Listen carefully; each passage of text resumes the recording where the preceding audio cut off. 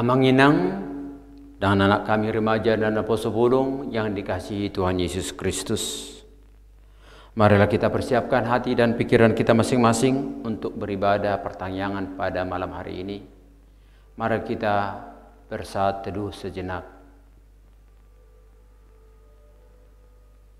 Amin.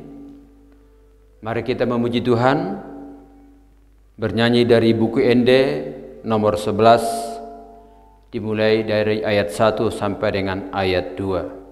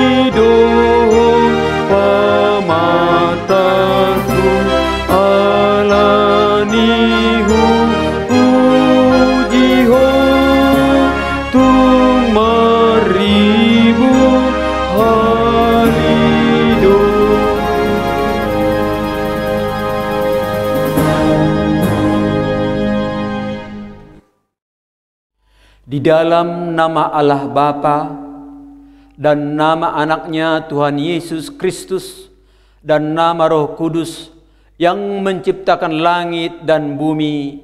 Amin. Bumi penuh dengan kasih setia Tuhan. Oleh karena firman Tuhan, langit telah dijadikan. Bersorak-sorailah hai orang-orang benar dalam Tuhan, sebab memuji-muji itu layak bagi orang-orang jujur. Haleluya. Marilah kita berdoa. Ya Tuhan Yesus Kristus, Tuhan kami mengucapkan terima kasih kepadamu karena Engkau telah menaklukkan dosa dan maut oleh karena kematianmu. Engkau telah menyinari kuburan kami supaya kami berpengharapan yang hidup karena kebangkitan-Mu. Kami tidak takut lagi akan maut, karena Engkaulah pemimpin kami dan kami adalah umat-Mu. Engkau telah memindahkan kami dari kegelapan kepada terang, dari maut kepada hidup. Oleh sebab itu, berilah kekuatan bagi kami memuji Engkau di dalam iman, hingga kemudian kami berada di sisi-Mu. Amin. Marilah kita mendengar firman Tuhan yang menjadi epistel pada pertanyaan malam hari ini, yang diambil dari kitab Mazmur pasal 4, dimulai dari ayat 2 sampai dengan ayat 9. Apabila aku berseru, jawablah aku ya Allah, yang membenarkan aku. Di dalam kesesakan Engkau memberi kelegaan kepadaku. Kasihanilah aku dan dengarkanlah doaku. Hai orang-orang, berapa lama lagi kemuliaanku dinodai. Berapa lama lagi kamu mencintai yang sia-sia dan mencari kebohongan? Selah. Ketahuilah bahwa Tuhan telah memilih baginya seorang yang dikasihinya. Tuhan mendengarkan apabila aku berseru kepadanya. Biarlah kamu marah, tetapi jangan berbuat dosa. Berkata-katalah dalam hatimu, di tempat tidurmu, tetapi tetaplah diam. Selah. Persembahkanlah korban yang benar dan percayalah kepada Tuhan. Banyak orang berkata, siapa yang akan memperlihatkan yang baik kepada kita? Biarlah cahaya wajahmu menyinari kami, ya Tuhan. Engkau telah memberikan sukacita kepadaku, lebih banyak daripada mereka ketika mereka kelimpahan gandum dan anggur. Dengan tenteram aku mau membaringkan diri lalu segera tidur, sebab hanya Engkaulah ya Tuhan yang membiarkan aku diam dengan aman. Demikian firman Tuhan. Berbahagialah orang yang mendengar firman Allah serta memeliharanya. Amin. Mari kita memuji Tuhan. Kita bernyanyi dari buku Ende nomor 222 ayat 1.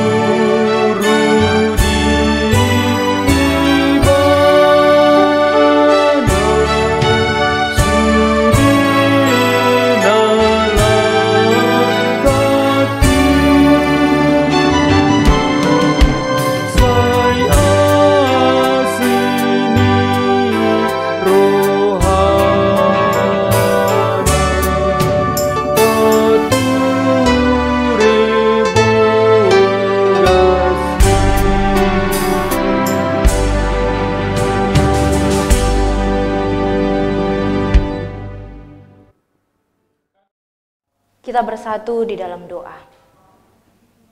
Kami bersyukur dan berterima kasih kepada Engkau ya Tuhan Allah Bapa kami, yang kami kenal di dalam nama Putra Tunggal-Mu Tuhan Yesus Kristus, Juru Selamat kami yang hidup. Terima kasih ya Tuhan untuk penyertaan-Mu yang begitu luar biasa di dalam kehidupan kami. Di hari ini, pada saat ini, pertanyaan sebagaimana yang kami lakukan setiap minggunya, kami akan mendengarkan firman-Mu Tuhan. Tuntun dan sertailah hati dan pikiran kami, sehingga melalui firman yang kami dengarkan, kami boleh semakin berbuah di dalam hidup kami. Dalam nama Tuhan Yesus Kristus kami berdoa. Amin. Bapak, Ibu, dan saudara-saudari yang terkasih, yang menjadi renungan pada kita di hari pertanyaan pada hari ini, tertulis di dalam kitab Wahyu 5, ayat 11 sampai 14. Wahyu 5 ayat 11 sampai 14 saya membacakannya untuk kita semua. Beginilah yang tertulis. Maka aku melihat dan mendengar suara banyak malaikat sekeliling tahta, makhluk-makhluk dan tua-tua itu. Jumlah mereka berlaksa-laksa dan beribu-ribu laksa.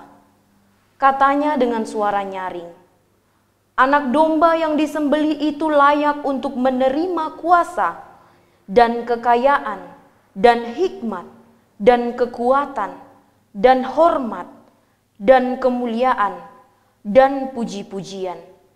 Dan aku mendengar semua makhluk yang di sorga dan yang di bumi dan yang di bawah bumi dan yang di laut dan semua yang ada di dalamnya berkata, "Bagi Dia yang duduk di atas takhta dan bagi Anak Domba adalah puji-pujian dan hormat dan kemuliaan dan kuasa sampai selama-lamanya."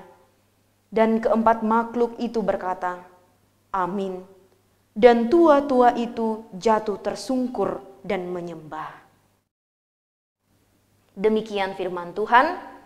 Bapak, Ibu, dan saudara-saudari yang terkasih, kitab Wahyu ini ditulis sekitar akhir abad pertama. Ya, konteks kehidupan pada masa itu adalah seluruh penduduk yang ada di kekaisaran Romawi itu diwajibkan untuk menyembah dan memberikan kurban persembahan kepada kaisar-kaisar yang menganggap diri mereka sebagai dewa. Kaisar yang memerintah saat itu adalah Kaisar Domitianus, yang kemudian nanti dilanjutkan oleh Kaisar Trajanus. Inilah kaisar yang pada saat itu memerintah. Dan kaisar menyampaikan bahwa siapapun yang menolak untuk melakukan apa yang sudah diperintahkannya, siapapun yang menolak untuk memberikan persembahan kepadanya, siapapun yang menolak untuk memuji dan menyembah Dia, maka akan dijatuhi hukuman dan dianggap sebagai pengkhianat. Hukuman itu pun bahkan bisa sampai pada hukuman mati. Situasi demikianlah yang dihadapi oleh jemaat Kristen pada saat itu. Dan mereka bertanya-tanya, kalau mereka tidak taat kepada Roma, apakah mereka semua akan punah? Tentu saja ya, kalau dipikir-pikir, karena hukuman yang dijatuhkan bukan hukuman main-main, nyawa. Begitu ya. Bagaimana dengan keyakinan mereka bahwa Allah akan memerintah di dunia ini? Disinilah penulis Wahyu menerima pesan secara khusus dari Allah untuk menjawab pertanyaan-pertanyaan yang dilontarkan oleh jemaat tadi. Ia menyampaikan pesan itu kepada khususnya 7 jemaat Kristen di Asia Kecil. Namun sebenarnya pesan itu ditujukan kepada seluruh jemaat Kristen. Ya, bukan hanya 7 jemaat itu saja, kepada seluruh jemaat. Pesan ini terutama berisi 3 hal. Yang pertama, dunia penuh dengan kejahatan. Jemaat Kristen mungkin memang harus menderita dan mati. Pesan yang kedua, Yesus adalah Tuhan. Ia akan menaklukkan seluruh umat manusia dan semua kekuatan, termasuk kekaisaran Romawi yang melawan Allah. Pesan yang ketiga adalah Allah menganugerahkan upah yang melimpah kepada orang-orang yang setia kepadanya, terutama kepada mereka yang kehilangan nyawa oleh karena Dia. Inilah pesan kitab Wahyu yang meneguhkan iman jemaat Kristen pada saat itu, jemaat Kristen perdana yang mengalami penganiayaan hebat karena iman mereka kepada Tuhan Yesus Kristus. Jemaat mengetahui, meskipun kekaisaran Romawi saat itu sedang sangat berkuasa dan kejam, pada akhirnya Yesuslah Sang Anak Domba Allah yang akan menang. Ya, dan kalau kita membaca kitab Wahyu ini, jemaat yang terkasih, kita akan menemukan banyak simbol-simbol atau angka-angka yang muncul, ya, dan ini memiliki makna tertentu. Seperti misalnya angka 7 yang melambangkan kepenuhan atau yang melambangkan kesempurnaan. Nah, kitab Wahyu ini juga terbagi dalam bagian-bagian yang berkesinambungan. Dan nas hari ini, nas pertanyaan kita pada hari ini merupakan bagian yang ketiga. Ya, bagian yang ketiga yang menceritakan penglihatan tentang Allah dan Anak Domba. Penglihatan tentang Anak Allah, penglihatan tentang Allah dan anak domba. Kalau kita membaca pada ayat sebelumnya, kita akan memahami bahwa tidak ada seorang pun yang layak untuk membuka kitab gulungan kitab dan materai-materainya, selain Tuhan Yesus Kristus, anak domba, anak Allah. Dia adalah singa dari suku Yehuda. Dia adalah tunas Daud. Hanya dialah yang mampu untuk membuka gulungan kitab dan materai-materainya. Ya, seluruh malaikat yang jumlahnya beribu-ribu laksa memuji Tuhan Yesus Kristus dengan nyanyian dan sorak-sorai. Para tua-tua juga, semua makhluk yang jumlahnya tak terhitung. Dikatakan pada ayat 12, anak domba yang disembelih itu layak untuk menerima kuasa, kekayaan, dan hikmat, dan kekuatan, dan hormat, dan kemuliaan, dan puji-pujian.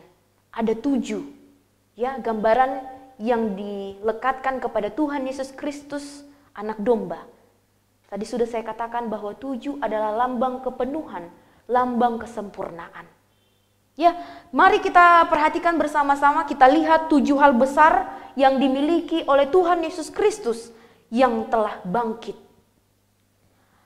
Yang pertama, anak domba yang disembelih memiliki kuasa. Ini hal besar yang pertama, kuasa. Yesus dapat mencapai apa yang dia tetapkan untuk dilakukan. Dia memiliki kuasa yang melekat untuk melakukan apa yang sudah dia rencanakan. Dan yang kedua, Yesus memiliki kekayaan. Dialah yang empunya seluruh bumi, seluruh jagat raya. Sumber daya yang diperlukan untuk memberi kasih karunia. Seluruh alam semesta adalah miliknya. Yang ketiga, dia memiliki hikmat. Artinya, dia adalah 100% Allah dan 100% manusia yang memiliki wawasan untuk memahami apa yang perlu dia lakukan. Dia berhikmat. Dia mempunyai hikmat untuk mengetahui rahasia Allah dan jawaban bagi setiap persoalan-persoalan kehidupan. Yang keempat, dia memiliki kekuatan. Dia dapat mengatasi dan melaksanakan kehendaknya. Dia memiliki kekuatan yang mampu untuk melawan kuasa-kuasa jahat, kuasa iblis. Ya, kalau kita mengingat bagaimana dia diuji, digoda oleh iblis yang menyerupai ular pada saat dia berpuasa, pada saat Tuhan Yesus berpuasa, dia dapat menaklukkan semua itu. Itulah kekuatan yang dimilikinya. Dan ada banyak kekuatan lain yang bisa kita lihat dalam diri Yesus Kristus.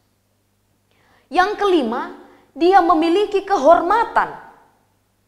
Artinya, ketika harinya akan tiba, semua akan bertekuk lutut dan semua lidah akan mengaku bahwa Yesus Kristus adalah Tuhan. Hanya di dalamnya lah ada pengharapan bagi dunia yang tersesat, bagi dunia yang berdosa. Yang keenam, Yesus memiliki kemuliaan.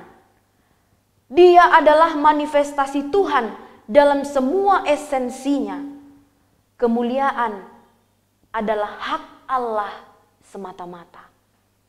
Hanya dialah yang layak dimuliakan. Yang terakhir, Bapak, Ibu, dan saudara-saudari, yang ketujuh, Yesus Kristus memiliki berkat atau puji-pujian. Yesus menggunakan miliknya untuk memberkati manusia. Dia adalah seseorang yang penuh kasih, seorang pemberi, seseorang yang memberkati. Dia tidak menggenggam miliknya untuk dirinya sendiri. Bahkan dia menyerahkan nyawanya untuk manusia yang berdosa. 7 hal inilah yang tadi sudah menggambarkan lambang penyelesaian dan kesempurnaan. Ya, dan inilah yang membuat makhluk baik yang di sorga, di bumi, di bawah bumi. Ya, di bawah bumi artinya bahkan yang sudah mati sekalipun akan memuji dan memuliakan namanya. Semua ini mau mengingatkan kepada kita bahwa Tuhan Yesus Kristus telah meraih kemenangan. Kemenangan telah diraih olehnya.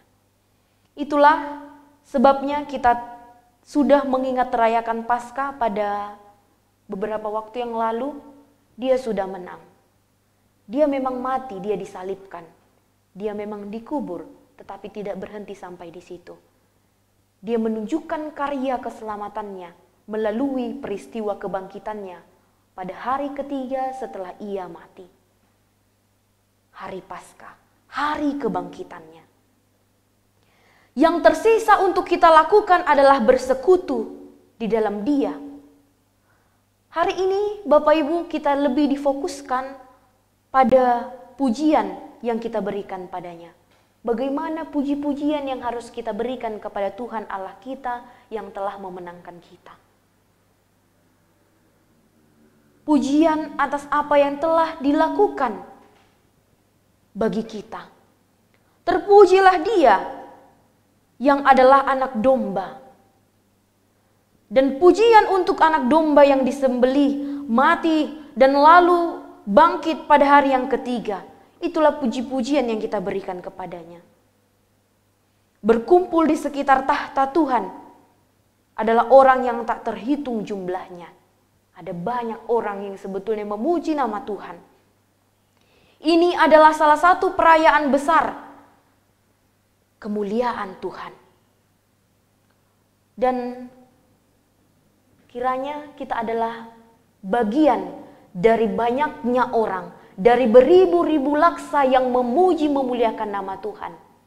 Kiranya kita menjadi bagian orang-orang yang memuji memuliakan Tuhan.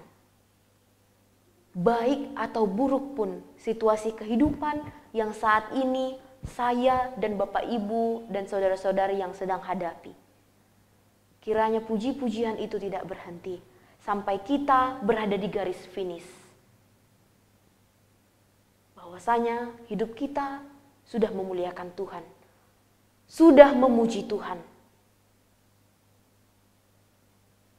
Kiranya penciptaan akhirnya nanti memenuhi tujuan ruang dan waktu. Tujuan Dia menciptakan kita untuk memuji dan memuliakan namanya. Kita diingatkan kembali pada apa yang sebenarnya tujuan kita, hakikat kita sebagai manusia, yaitu untuk memuliakannya. Di bumi ini memang akan selalu ada kesengsaraan yang mengerikan, tetapi percaya akan tiba saatnya nanti kita dipersatukan dengan Tuhan Yesus Kristus, anak domba yang layak itu. Ya, di saat kita menghadapi banyak pergumulan, di situ ada tangan Tuhan yang menuntun kita. Dan di saat kita berduka, di situ ada Allah yang menghibur. Dan lebih dari semua hal itu, hal penting, hal besar yang diberikannya kepada kita adalah karya keselamatannya. Nyawanya sudah diberikan kepada saya. Nyawanya, darahnya telah tertumpah untuk saya, untuk Bapak Ibu dan saudara-saudara yang terkasih. Oleh karena itu, tidak ada lagi yang perlu kita takutkan. Semua sudah disediakan Allah. Ke dalam kuasa dan kekuatannya sajalah kita serahkan hidup kita. Marhaposan tu debatama ngolutta, marhaposan tu ibana mangolutta. Dan marilah kita seperti para malaikat dan tua-tua yang menaikkan puji-pujian. Melalui belas kasih-Nya, itulah yang menguatkan kita dalam kesetiaan dan kepercayaan padanya. Kiranya kita dikuatkan oleh Tuhan untuk melakukan apa yang menjadi kehendak-Nya di dalam kehidupan kita. Amin, kita berdoa. Tuhan, terima kasih untuk firman-Mu yang sudah kami dengarkan. Terima kasih Tuhan, Engkau semakin meneguhkan iman kami. Kami dikuatkan, kami diingatkan bahwa kami harus memuji memuliakan nama-Mu. Karena Engkau telah melakukan satu karya besar di dalam hidup kami, yaitu karya keselamatan, sehingga tidak ada yang perlu kami takutkan di dunia ini. Engkau adalah Allah yang menyelamatkan, kami takkan goyah. Kesulitan apapun yang akan kami hadapi, Engkau tetap bersama dengan kami. Terima kasih ya Tuhan, ampuni kami atas dosa pelanggaran kami, agar kami layak di hadapan-Mu. Di dalam nama Tuhan Yesus Kristus kami berdoa. Amin. Kita bernyanyi dari buku ND nomor 769 ayat 1 dan 2.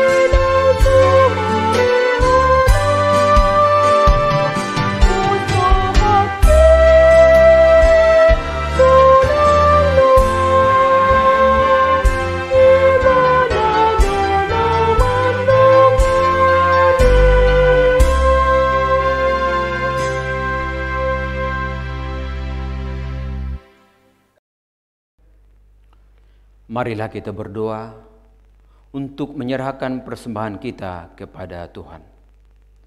Ya Allah Bapa kami yang di surga, kami mengaku bahwa Tuhan adalah sumber dari segala karunia yang melimpah dalam kehidupan kami masing-masing. Sebahagian daripada karunia itu kami serahkan kembali sebagai persembahan kepada Tuhan. Terimalah dan berkatilah persembahan umat-Mu ini, agar dapat kami pergunakan untuk pekerjaan dan pelayanan kerajaan Tuhan di dunia ini.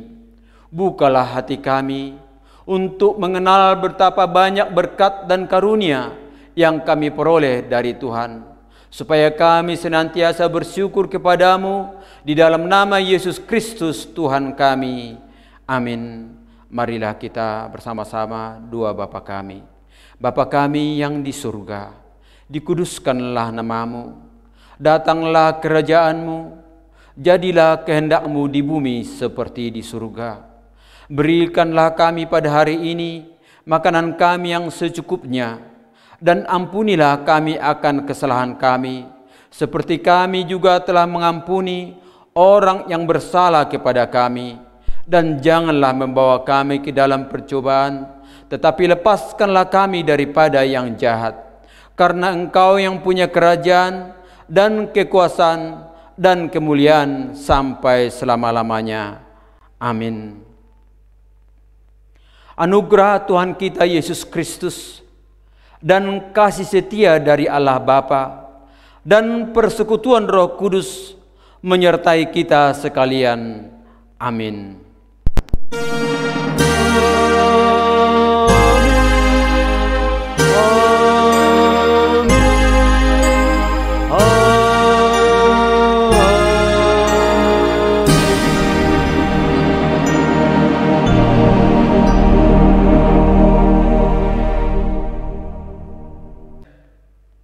Demikian acara ibadah pertanyaan kita pada malam hari ini. Kiranya Tuhan memberkati kita semuanya. Salam sehat buat kita dan Tuhan memberkati. Amin.